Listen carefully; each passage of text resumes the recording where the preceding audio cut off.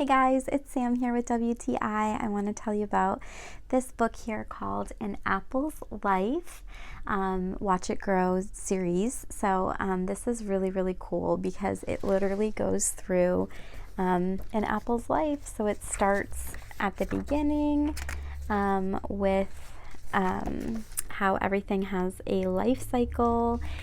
And then it goes through and tells you and teaches your kiddo about the seed, how you plant it, what it becomes, the roots. I don't want to spoil it, but it's a really great educational book.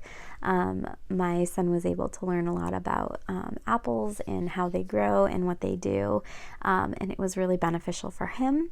And also it helped me be able to teach him as well. So it's a great study aid. I feel like I learned stuff about apple trees too, which is probably silly, but another thing I really like is in the back it has like a little glossary of pictures, a little life cycle chart, and then an index if you want to break it down more.